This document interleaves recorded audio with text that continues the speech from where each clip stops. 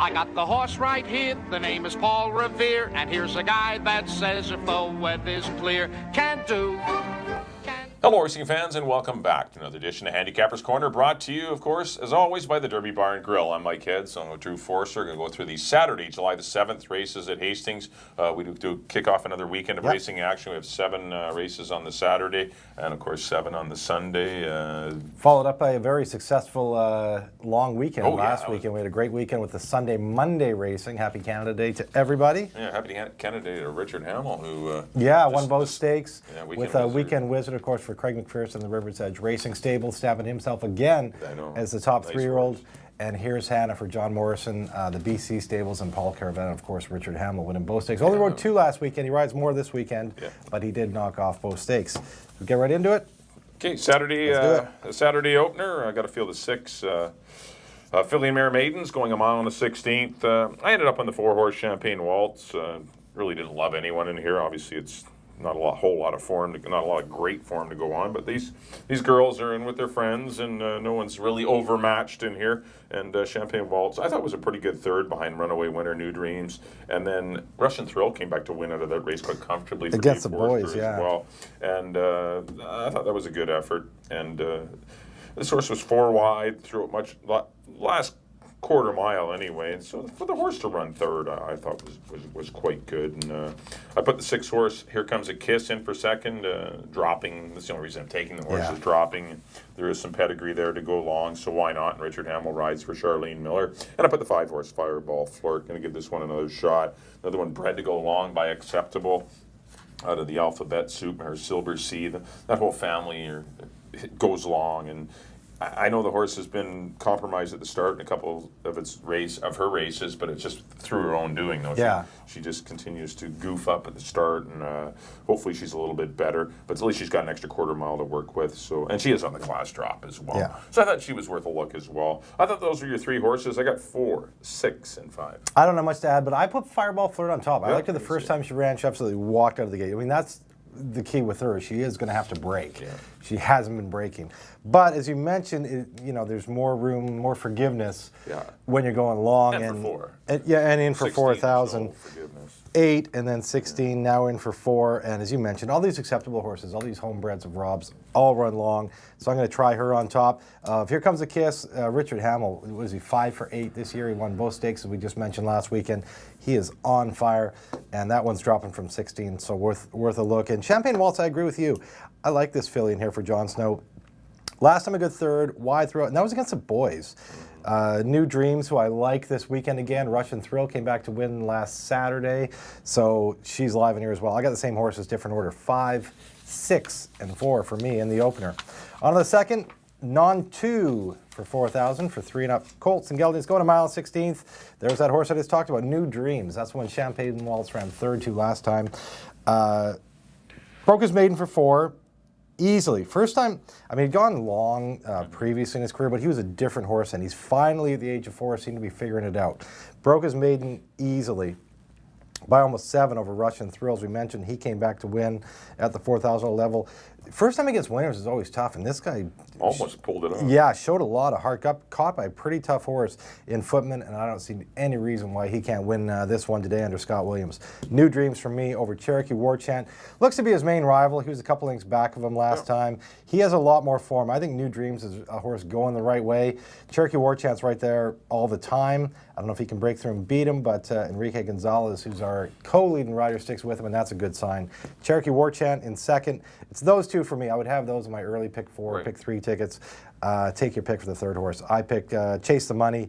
He was just a neck behind Cherokee War Chant last time. 6-4-3. Yeah, I don't have much to add. The 6 over the 4 is the play for me as well. Now, one other note, that New Dreams is getting a 6-pound break in the weights, too, from Cherokee War Chant. Back to $124 last time, but they're going to buy the money down. They're going to buy it from 4,000 down to 3,000. So that's 6 less pounds, and that's, if you beat Cherokee War Chant by a couple lengths last time, and, probably going to, it's definitely going to give him a chance to do it again. It's not going to hurt. No, definitely. So another little, always pay attention to weight, and this is one little, handicapping factor that maybe will You don't need a lot of reasons to play the favorite, but I mean, this is just another one too, like New Dreams. Cherokee Work Chan. I put Fear of the Cat in for third. I went 6-4-1 in the second. On to the third race, $16,000 fillies and mares, non-words of 2 lifetime, non-3, actually not straight non-3. Going a mile on the 16th, 6 of them signed on. I ended up on the 4-horse Eco Charge for Cindy Krasner and Ralph Jesiak. I thought a pretty good third behind Omi and Northern Storm last time at the open 25,000 level. This horse is only routed once, but it was in a stakes race. This is a better spot for her to try and go show her talents at a mile on the 16th. And she looks like one that might enjoy the trip just in behind the speed. Worked well in 1 minute and 4/5. I think she's live in here. I put the 2-horse Classic Statement coming back in just 6 days. That's the only negative on this one. Even run behind Cypress Park under a bunch of 3-year-old fillies. It was an okay effort. Broke well. Sat the trip in behind the speed, didn't make any impression after that, so it was just an even effort. Maybe the mile of 16th will help her, but once again, coming back in just 6 days. And I put the 5-horse Jaina. This horse has kind of been crying out to go long, and broke her maiden last time, and I think the daughter finality out of the mare Borgatello, who ran long throughout her career. I think this one will improve on the stretch out. Antonio Reyes 3 rides. I thought those were your 3 horses. I went 4, 2, and 5. I agree with Eco Charge. I have Eco Charge on top. She's running against tough horses, like you mentioned. Omi, Northern Storm. Got a 65 buyer last time. That stands out over this field. Aaron Grider aboard. I got Eco Charge on top. I agree. I tried to make a case for Classic Statement with Richard Hamill aboard, but like you mentioned, my worry is that she's back in a very short amount of time. I'm not sure if that's to her advantage or disadvantage. I'm thinking it might be a bit of a negative, but definitely definitely one of the better horses. She's one of the best horses in the race. If the 6 days doesn't beat her, then she will be right there. She's right there. Yeah, exactly. I try to make a good case for her. Hamill doesn't hurt, and in for 16. She has to be respected for our good friend Ken and Sharon Johnson. And I put in 7x70 out of the Mike Anderson barn. This is another one that's, hasn't shown a ton this year, but has been running in way tougher races. Running a stake against Here's Hannah. Got beat 5 lengths in a non-2 allowance against Tiptoe. Came back to run well in the stake the other day. Ran second. Lookout Taylor came third in the stake. Yeah, and exactly. Those are all the 1, 2, 3 finishers. So Supernatural. She come back and she gets beat by Under Par and Lookout Taylor again. So those are extreme. Those are much tougher horses. Little class relief into 16 might be just what she needs for Mike Anderson and James Reddick Cup. 4-2-1 for me in the third.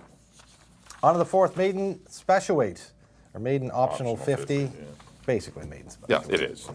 I can call it. Some are in for the money. I can call it that. I went to Ace of Diamonds, really good second last time at this same level behind a colt I think is pretty nice in Harry's Hammer. It was second time going long, ran third behind Lucky Ending and Chef. Second beat a neck. Just a horse that's like every start seems to be getting better. I really like the way he's progressing. And he goes from Sahin Savachi to Richard Hamill. That's not going to hurt his chances either. What a Hamill and Craig team up at 35% right now. Ace of Diamonds for me over the other Craig McPherson runner, Stone Carver. I thought was just behind Ace of Diamonds last time. He did all the heavy lifting. It wasn't crazy fractions, but for a young horse that it was only the third start of his life to be on the head end, get pressured, opened up a little bit, got run down late by Harry's Hammer and Ace of Diamonds. He's going to get a lot out of that race, and I could see him moving forward. His third time going long under David Lopez. Stone Carver in second, and I threw in Chef out of the Dino Conaleos barn. I'm not making any clever picks here. These were the second, third, and fourth horses in the last race. In a race where I left out some you can make a case for. This would be a race I would go deep, but I did put Chef under Amadeo. Amadeo Perez and Dino are just killing it in the maiden category right now, so I put him in for third. 2-1-3. Yeah, I went to 3 totally different horses, but it is that kind of race. There's really, anytime you change distance, nothing would surprise me. Yeah. I kind of like the 4 Speculator. I thought, for my money, watching the race over and over, as I do, watch lots of replays, I thought he was the best of any of the horses that came out of the Harry's Hammer race.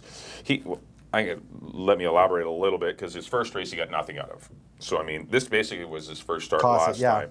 He was in between horses to the opening half mile and was kind of jammed in behind a horse that he was behind dead cover. He kind of got sucked back. Then he had to go wide, and he battled on really well. He could be 3 3/4 lengths. Was 4 wide through the last half mile, and I thought he fought on really well. And considering really it's just his first career start. Ace of Diamonds had been coming off of a couple of good races and had every reason to run another good race. Chef was coming off a couple of good races and every reason to run a good race, and they both had very good trips. And Stonecarver as well was coming, going to try him in blinkers. But I thought all those horses were sitting on good races. Speculator was not, and I thought he ran a good race, and so a better than looked race. And so if I'm going to go for something at 10 to 1, I'm going to try Speculator over those horses. And then I took the maiden special weight droppers in the, because these horses were all in maiden 50. I took the maiden special weight droppers, Bellatrix City and Spokane's Gem in second and third, respectively. I went Bellatrix City. This horse looked good closing in the stretch again last time. Appalachian Bay made things look pretty easy. But still, he was only beaten 4 lengths for second and a very good time. I think Appalachian Bay's a really nice 3-year-old. He is. He's going to be one of the better. He's headed for. He's going to be in a stake, I believe, in Edmonton. In Edmonton, yeah. But Bellatrix City, I think he's well-bred. City Zip out of Tribal Bell, who won many stakes in Ontario. Just a good pedigree, and it's just he's slowly learning as well. And Spokane's Gem, the horse ran well. It was in between horses, and this horse has run 2 good races in his career as well. But basically, well, we probably confused you in here. Covered everyone. Yeah, but I went 4, 7, and All 6 in a very, very tricky 4th race to kick off your late pick 4 into the 5th race. Maiden 4,000, or not maidens, $4,000 fillies and mares. Non-winners a 4 lifetime, or non-winners since April the 20th, going a mile on the 16th. I'm going to try the 4 Lady Cash. I thought this horse ran really well after absolutely botching the start. This horse blew the break. It must have been 4 or 5 lengths. And still boxed on well to get third. Was beaten 3 lengths by Fire Beauty, but I think there'll be big disparity in odds between the two of them. Lady Cash has routed well in the past. Just missed the PG Star when PG Star was going well last September. This filly this mare can route, and I just think with a better beginning, she's going to be a little more dangerous. But Fire Beauty was unproven, really going long. She has won at the trip, but quite a few years back.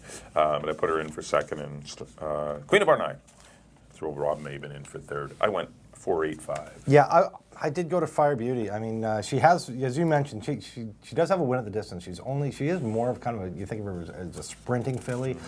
She has one go to mile 16th, and I guarantee it's a ways back on her form, but I guarantee it wasn't an easy spot. No, she was always running against better. She always ran against tough mares. So she has one at the distance. Mike Anderson, very good off the claim, 22%, and gets a little weight off with Jose Asensio. I'm thinking Fire Beauty can get it done today. I got her on top of PG Star, a perfect 2 for 2 at the distance, and goes back to, not back to, but gets top pilot Amadeo Perez. That's not going to hurt her chances either. PG Star for second. I agree. Rob Maben, Queen of Barney. Rob's got a few in here. He's got 3 in here. Go Eileen, B.A. Holager, and Queen of Barney. Dennis Arrojo lands on Queen of Barney. That's the one I like in here of the Rob Maben runner, so I put her in for third. 8-1-5 for me in the 5th race. On to the 6th. Good race here, 62.50 for older boys. Pretty competitive race. Shooting Jacket, pretty much every race he's run this year, there's been absolutely no pace to run at. You look at 24-3, 48-2, 24-4, 48-3. I had to get us twice in these twos. Yeah, he's run into horses that are good horses, but there hasn't been any challenge on the lead. They've just got to the lead, and they've run around there, and he hasn't had a chance to make up any ground. I see a field in here that I think will be some pace. I think Salzburg can throw a bit of a monkey wrench into things. He likes to be on the lead going long. Fleming's Beach could be close. Adichia is going to be probably the horse he has to catch. Those are the 2 I like, Shooting Jacket, Adichia. Adichia, I actually think is probably the horse to beat in here, but I'm thinking with Salzburg, maybe Fleming's Beach, Brother Rod, he could get softened up, and that could allow Shooting Jacket under Aaron Grider to come and catch him late. And he's in for 62.50. Last time he was in for 62.50 was last fall when he won. He was claimed that day, but he won that day. He's gone back to the Hastings Racing Club. Shooting Jacket on top of Adichia. Those are the 2. I see those 2 being very dangerous in here. And who did I throw in for third? Citron Kid. Praven Sorensen's horse. He's honest. He's dropping 2 from the $8,000 level, looking for a win. What did he win last year? 4 times he won last year. He got on a roll. He's been 2 for 4 in the money this year, and he's had the same problem as Shooting Jacket. He's had no pace to run at, and he is a horse that needs something to run at, and he's pace challenged that way. And as I mentioned, with some pace, he could be a big factor in here as well. 4-5-3. Yeah, I have the same 3. I'm a little concerned about the pace. I'm not as confident about a hot pace. Well, every time I think there's going to be pace, there isn't. Because the ditch is not going to go hard. Because this horse has to I think he's distance challenged, so he's going to need to pay attention to the fractions and not go too fast because he's not guaranteed to go a mile and 16th. He's never won going that far. Brother Rod's probably going to go, or mind you, went 49 last time. I just don't think he's going to be a crazy pace, but I agree with you. Shooting Jack's the horse to beat. Aditch is the second best, and Sit On Kid for third. I mean, I do like those three as well. 4, 5, 3 for me in race number 6. On the 7th and final, maiden $16,000 for 3-year-old Colts and Geldings here, going 6.5 furlongs. I went to the 4, Cedar Shines. Nothing really too exciting here. Just missed to a very good R.W. Stanley. Was well clear of the third horse. Cedar Shines, it looks like he's going to get the lead again unless Red Buffalo tries to put a little more pressure on him, and maybe Buck on the class draw can put some pressure on him. But Cedar Shines looks to be the speed of the race, which will make him pretty dangerous. I put the 2 Buck dropping from maiden 50 down for 16. Pace Casualty going along. It wasn't really a fast pace, but still he's running against better horses. Yeah. And his race 3 back, his last sprint actually definitely plots him as one of the horses to beat in here. And I put the 5 horse Dreaming a Piece, a firster for Barb Heads by Papa Clam out of a Maine Minister, Mayor Minister's Dream. Some good pedigree there. He's been working reasonably well. Dennis Orojo arrives on the scene on this one, but I thought it was 4-2 and then something. 4-2-5. Yeah, I agree. I mean, I originally I had Buck on top because I've liked this horse all along, and I just think Cedar Shines is going to get the best trip. He's going to be on the lead. He's had easy leads too, 23 and 2, 47-3. Don't get no better than that. No, I know, but I think R.W. Stanley's a decent horse. Yeah. They come and caught him last time. It didn't look like he was going to get caught last time. And R.W. Stanley, actually, it was a really nice ride by Bug Boy Jose Asensio on R.W. Stanley last time. Came flying at the end to catch him by half length. I mean, as you mentioned, maybe Red Buffalo goes, but I think he gets on the lead. Buck has the talent to get him. I truly believe that. That's why I originally had him. And as I mentioned before, Amadeo Perez and Dino have just been knocking out the maiden races. 2-year-olds, every category. Amadeo's on a maiden for Dino. They seem to win. So it's those two for me, Cedar Shines and Buck. I'm with you. After that, I threw in Dino's other horse, Postman, is Rosberg out of that mare Knickers. He's had some action at the tote, running the maiden special, then maiden 25. He's had a little time off, had a little break, now back in for 16. Dino does quite good, 30% with horses off 31 to 60 day break, so he could be freshened up, and Enrique Gonzalez takes a call. 4-2-6 for me. In the nightcap, that'll do us for our analysis of the Saturday card. Up next on screen will be our picks. Mike, as always, you're going to be up first. There we are. Back in race number 1, I did go to the 4 horse Champagne. You went to the 4 all day long. I know, look at all the dreams. A lot of yellow there. Holy cow. It's all 4. I should have just picked Cherokee War Chat. Just had all 4. Straight 4s. 4-6-5 for me, the opener. 6-4-1 with New Dreams on top in the second. The 4 Eco Charge, 4-2 and 5. 4th race number 4 Speculator, going to go 4-7 and 6. Race number 5, I went to the 4 Lady Cash over Fire Beauty and Queen of Barney. Race number 6, guess what? Another 4 Shooting Jacket over the 5 and 3, and in the 7th, what else? Another 4. Try another 4. Let's go one more 4. Keep rolling the dice on the 4s. I went 4-2 and 5. On to me. Back in the first, I went to the 5. The Rob Maben horse, Fireball Flirt over the 6 and the 4. The second, I agree with Mike. Actually, we have a few of the same horses today. Number 6, New Dreams over the 4 and the 3. You're a little lighter on 4s. I'm a little lighter on 4s. I got away from the 4s mid-card. Third race, I'm with Mike. Number 4, Eco Charge over the 2 and the 1. And the 4th, the maiden 50. I went to the 2, Ace of Diamonds over the 1, Stone Carver, and the 3, Chef. 5th race, number 8, Fire Beauty over the 1 and the 5.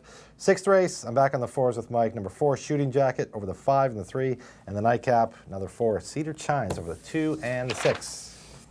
Well, thanks everyone for tuning in. That'll do it for this edition of Handicapper's Corner. You can't make it out to the track. Please do come out to the Derby Bar and Grill. Of course, Hastings will be on the big screens. Lots of simulcasting from Belmont Park, Gulfstream, Los Alamitos, Gulfstream's going on. Lots of course, simulcast, Emerald Downs, lots of simulcasting going on, as well as Hastings on the big screen. So if you can't make it out to the track, get out here to the Derby Bar and Grill on 176 and 0 Avenue. On behalf of Drew, thanks for tuning in. Our next live card will be next Sunday, this Sunday, July the 8th. We'll have 7 more thrillers for you. Hopefully you enjoyed the show. We'll see you next time here on Handicapper's Corner.